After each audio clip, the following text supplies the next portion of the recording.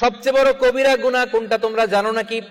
সাহাবারা বললেন, আপনি সব চাইতে ভালো জানেন ইয়া রাসূলুল্লাহ, আপনি বলেন। বিশ্বনবী বললেন, সব চাইতে বড় কবিরা গুনাহ আল্লাহর সাথে শিরক করা। হেলান দিয়ে। 2 নম্বরে উকুকুল ওয়ালিদাইন, মাতা পিতার অবাধ্য হওয়া। 3 নম্বরটা যখন বলবেন হেলান থেকে উঠলেন এভাবে, সিরিয়াস। 3টা কবিরা গুনাহ তোমাদের বলবো না, বলেন।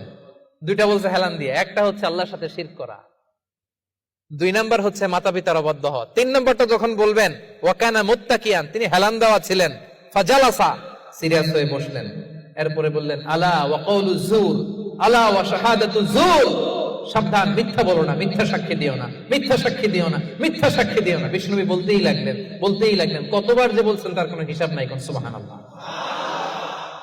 সিরিয়াস, খুবই সিরিয়াস। কারণ মিথ্যা সাক্ষী সমাজে বাতিলকে প্রতিষ্ঠিত করে।